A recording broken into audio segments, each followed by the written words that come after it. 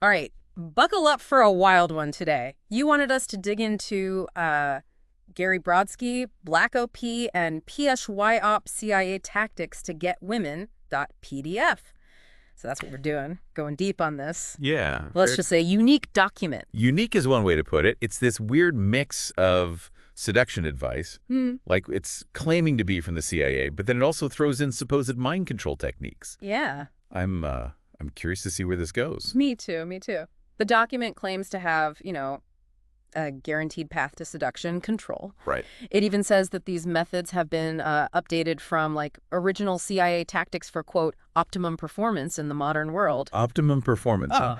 That's an interesting choice of words. Makes it sound like human interaction is like some kind of machine, right? Like you can just input the right formula and boom, guaranteed results. Right. But human behavior, people, were much more complex than that. Oh, yeah, for sure. And this document's full of these really bold claims, the kind that make you go, really? Like it says straight up that women are just hardwired to look for a strong man, one who can satisfy them sexually. Okay. And that because of this, they're easy to manipulate. And it goes even further, right? Like it suggests that this supposed weakness can be used for, let's call it national security reasons. Right, right. It paints this picture of, spies using these tactics to get into different groups, get information, even destroy men if they need to. It's like straight out of some spy movie. Right. And speaking of movies, the document actually claims that feminism is a CIA plot, like to weaken society or something. The old CIA feminism conspiracy, classic. Yeah. We'll have to unpack that one a bit later. Definitely, definitely. Now, before we go any further, I just want to say, we're not saying we agree with any of this, right? We're looking at this document more as a cultural artifact. We're exploring the tactics it talks about and what they maybe say about like power dynamics and human psychology. Exactly. Not as a how-to guide or anything. Yeah, it's more of a chance to analyze the seduction techniques themselves. Right. See if any of it, actually holds up psychologically. And then also to look at the bigger picture, like what it says about intelligence agencies, how they portray women, all that.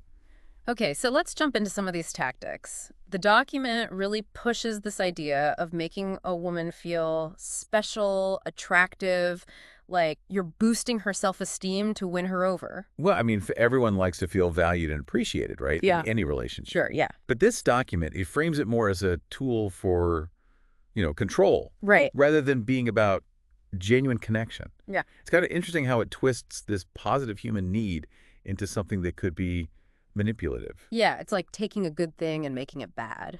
And it gets into the specifics too. Like it gives all this advice on using body language to seem confident, strong eye contact, relaxed posture, slow movements, even like getting into her personal space and touching. It's almost like a playbook for dominance, isn't it? Yeah, it is. Like using those nonverbal cues to establish this power dynamic. Right. Where the woman feels pursued by this quote-unquote alpha male. Yeah, and it even talks about creating this like aura of mystery by being unavailable on purpose, having these secret meetings, and just keeping the woman guessing. That's a classic way to build intrigue, keep someone interested, right? It plays on our natural curiosity, our desire to figure things out. Yeah. The document seems to suggest that by withholding information, keeping her on edge, you can maintain control and make her more invested in the whole thing. It's very calculated and strategic, the whole thing. Yeah. Another thing it stresses is using direct commands instead of requests. It says telling, not asking, supposedly to assert dominance right away and stop the woman from taking control. So, again, it's this theme of control, dominance. Yeah. The document just assumes that women don't want to be in control. Right. It even says they're afraid of it. Which, well, that's a pretty big generalization, to say the least. It is. And it gets even, creepier when you look at some of the other tactics. Like what? Like exploiting insecurities, stirring up drama on purpose. Oh, wow. And then there's this thing they call the power move. Power move, huh? That sounds interesting. What is that exactly? Well, it's this step-by-step process where you basically increase how complex the commands are that a woman will follow. Okay. It starts small with things that seem harmless, and then it escalates from there. It's like a training manual for relationships. Yeah, kind of. It's based on this psychological principle called foot in the door, the pretty well-known persuasion technique. Okay. Basically, the idea is that if you can get someone to agree to a small request, then they're more likely to agree to a bigger one later. So the document is taking a real psychological concept and using it for seduction and control. That's right. That's kind of messed up when you think about it. It is, yeah. It raises some serious ethical questions about, using manipulation in relationships. For sure. We'll definitely have to dig into that more. Okay, so we've talked about some of these specific seduction techniques, but what about the document's claims about CIA tactics and social engineering? It suggests that operatives, like real spies, use these techniques to get into communities and gather intel. Well, there are historical examples of intelligence agencies using seduction for espionage. That's true. Yeah, like those honey trap things you hear about. Exactly. But this document takes it further, saying these operatives can, train women to use their sexuality to get information, set people up, even destroy men. That's where we start to see a very specific and I'd say problematic view of women emerging, right? This idea that they can be molded and controlled to serve the interests of powerful men, Right. even if it means hurting others. Yeah, and it's important to note that this document doesn't offer any, proof to back up these claims. Right. It's all anecdotal, just speculation, really. That's a good point to keep in mind. Yeah, We need to be critical of the information here Yeah. and not just accept everything at face value. definitely. We'll keep exploring this document in the next part. We'll look at what it says about mind control and its, kind of strange take on feminism. Oh, yeah. Can't wait to unravel that conspiracy theory. Yeah, it should get interesting. It should. Looking forward to it. Stay tuned. Welcome back. So last time we started looking at some of these seduction techniques, the ones that this document suggests. Right. And it seems to rely a lot on kind of messing with someone's emotions. Yeah, like emotional manipulation, right? Exactly. Yeah. And remember how we talked about controlling a woman's emotions? That keeps coming up, especially when the document talks about sex and this idea of finding a strong, dominant partner. Right. It goes on and on about how having sex releases dopamine and other chemicals in the brain, those feel-good chemicals that make you feel pleasure and attached. Right. And then it basically says this makes women easy to manipulate. It's actually touching on some real neuroscience there. Really? Yeah, dopamine does play a key role in the brain's reward system. Okay. It drives our motivation to seek out pleasure, form bonds, that sort of thing. So there is, real science behind it, Yeah. but then the document twists it, suggesting that women are just controlled by these brain chemicals. Right. Like they can't think for themselves or resist being manipulated. It's incredibly reductive. It oversimplifies things. Yeah. Human behavior, it's so much more complex than that. Our emotions, motivations, how we make decisions. Yeah. It's not just a simple formula. It feels like the document cherry picks certain scientific ideas to fit its own agenda. Yeah, like when it talks about insecurity and needing validation. Right. It claims that all women are insecure and crave a man's approval. Well, everyone has insecurities, right? To some extent. Yeah, that's true. And feeling valued, appreciated, that's definitely motivating for anyone. Mm-hmm.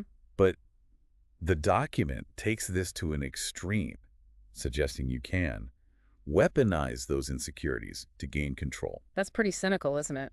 It is. And it's worrying when you think about the potential for harm. Yeah. Using those tactics could make someone feel used, manipulated, emotionally drained. Totally.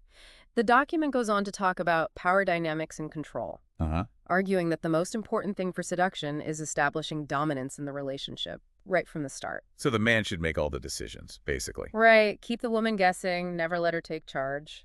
It's reinforcing these old-fashioned gender stereotypes, isn't it? Man is the pursuer, woman is the pursued. Yeah. It completely ignores healthy relationships, the kind built on respect, trust, and making decisions together. Speaking of unhealthy ideas about relationships, let's get to those claims about feminism. Oh, yeah, that's where it goes from questionable to just plain bizarre. Right. This whole conspiracy theory about feminism being a CIA plot to weaken society. This is where we really go deep into conspiracy land. Right. It even brings Gloria Steinem into it. Yeah, saying she was a CIA agent or something, tasked with infiltrating the feminist movement.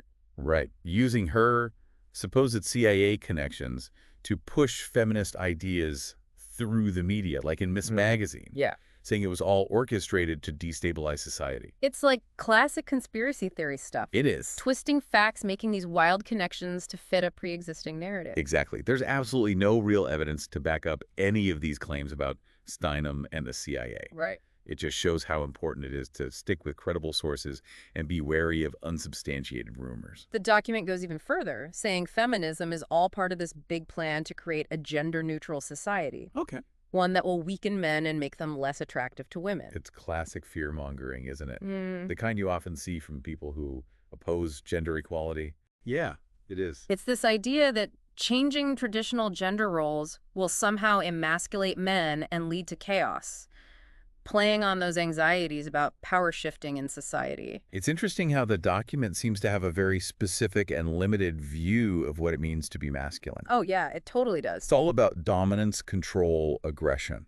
That's such a narrow definition of masculinity. Yeah? There's so much more to it than just power and control. Right. Healthy masculinity, it includes things like empathy, compassion, being vulnerable, connecting with others on a deeper level, you know. So we've got these questionable seduction techniques, the claims about CIA involvement, and the conspiracy theories about feminism. Right. And then it jumps right into mind control and brainwashing techniques. Oh, boy. This is where the document gets really unsettling. Yeah, how so? It mixes real psychological principles with these outlandish claims about controlling people's thoughts and actions. Give me an example. Like, it compares modern anti-smoking campaigns to Nazi propaganda. Yeah, saying the government uses mind control to influence our choices. That comparison is not only extreme, but also deeply offensive, right? Totally. While anti-smoking campaigns do use techniques to encourage healthy habits, comparing that to the horrors of the Nazi regime, that's just a huge leap. Then it tries to link cult indoctrination to the seduction tactics it's been talking about. Interesting. How so? It talks about breaking down a person's sense of self, offering them salvation through the cult leader, and then rebuilding their identity around the cult's ideology. It really highlights how manipulative these tactics can be, right? Yeah, it does. It's not about genuine connection or mutual respect. It's about gaining power over someone by preying on their vulnerabilities and desires. That's a bit chilling when you think about it. It is, and it should remind us to be critical thinkers, to be skeptical, Yeah. especially when we come across information that claims to have all the answers or promises easy solutions to complex problems. The document even has a step-by-step guide to starting a cult, highlighting techniques for manipulating and controlling followers. Wow, that's disturbing. What does it say? It emphasizes creating a charismatic leader, establishing a strong sense of community, and using things like repetition and confession to reinforce the group's beliefs. It's a reminder that cults can take many forms. Right. And anyone can be vulnerable, especially when feeling lost, isolated, searching for purpose. It's important to be aware of those warning signs, right? Absolutely. Like demanding total obedience to a leader, cutting people off from their loved ones, using manipulation to control what they think and how they behave. Exactly. So we've covered a lot with this deep dive. This document's a real mix of contradictions, questionable claims, and outright falsehoods. It's a strange blend, that's for sure. Seduction advice, conspiracy theories, and questionable psychology all rolled into one. It reminds us of the power of language, doesn't it? It does. How it can be used to manipulate, deceive, and control. But even with all its flaws, there are some maybe unintentional insights into human psychology. True. And the dynamics of power and persuasion. It shows how easily people can be manipulated, right? By appealing to their desire for connection, validation, a sense of belonging. Right. It also shows how fear, insecurity, guilt can be used to control and exploit others. So what are we supposed to take away from all of this? That's the big question. And it's one we'll tackle in our final segment. Okay. We'll look at the document's broader implications for society, the ethical considerations of using these manipulative tactics, whether in dating, business, or even politics. Oh, sounds good. Stay tuned for the final part of our deep dive, where we'll wrap up our analysis and offer some final thoughts on this fascinating and, frankly, unsettling document. Okay, so we're at the end of our deep dive into this this pretty strange document. We've been through a lot. The seduction stuff, those claims about the CIA, the whole mind control thing, the conspiracy theory. It's been quite a ride. It has. Yeah. It has. So what's the big takeaway? What does it all mean? Well, I think it's important to remember this document is really just one person's viewpoint, right? Mm-hmm. It's a very specific and honestly, I think, kind of distorted view of how relationships work, especially between men and women. Yeah, it definitely pushes this idea of using manipulation and taking advantage of people. Right, and that's something we need to be very aware of and critical of. Yeah. those tactics aren't about building a real connection. Right. They're about using tricks to get what you want, even if it hurts the other person. It feels like this document, maybe it plays on some deeper anxieties that people have about masculinity, like power and control in our society today. You're right. There's this fear that men are losing power Yeah. and women are gaining it. Right, right. It often shows up in these conspiracy theories, about feminism, men being emasculated, traditional values disappearing. And this document uses that fear to justify its manipulative tactics, right? Exactly. Like, men need to use these tricks to win in the game of love and life. It sets up this adversarial dynamic, right? Yeah, right. Men against women. Mm-hmm. Like the only way to succeed is to dominate and control. But wouldn't those tactics, eventually backfire? Absolutely. I mean, if someone realizes they're being manipulated, they're not going to stick around. Exactly. These tactics, they don't last. Yeah. They might work for a little bit. Yeah. Get someone's attention, maybe manipulate them into doing what you want. Right. But eventually, the truth comes out and the relationship falls apart. So why would this approach to seduction be appealing to anyone in the first place? Well, I think there are a few reasons. First, it offers a sense of control. Okay. In a world that can feel chaotic, unpredictable, Right. this document suggests there's a formula for success with women. Yeah. And that can be really appealing Yeah. to someone who's feeling insecure, lost. So it's like a quick fix. Yeah, a shortcut to getting what you want without having to actually build a real connection. It's a seductive idea, I guess. Pun intended. But it's an illusion, right? It is. There are no shortcuts to real intimacy connection. Could it also be that these tactics appeal to people because they reinforce what they already believe about gender roles and power? That's a great point. If someone already thinks men should be dominant and women submissive, Right. these tactics might just seem like the way things are. Like a self-fulfilling prophecy. Exactly. You approach relationships thinking you need to control the other person. Yeah. You're more likely to act in ways that confirm that belief. And that creates a vicious cycle, right? Yeah. Keeping those harmful gender stereotypes alive, making healthy, equal relationships harder to achieve. Right. So if this document's approach is so flawed, what's the alternative? Yeah, is there a better way to approach dating and relationships? Of course. Healthy relationships, they're built on mutual respect, trust, open communication, and making decisions together. Sounds so simple. It is, in theory. But actually putting it into practice, that can be tough, especially in a culture that often glorifies dominance, control, and manipulation. Yeah, that's a good point. I think that's a good place to wrap up our deep dive. It has been quite a journey. It has. Exploring this document, it's been enlightening, to say the least. It's a reminder to be critical, question everything, especially when someone claims to have all the answers or promises a quick fix to complicated problems. And when it comes to dating, relationships, Right. we should focus on building connections based on honesty, respect, real affection. Right. Not manipulation and control. Well said. So, to our listeners out there, Yeah. we'll leave you with this.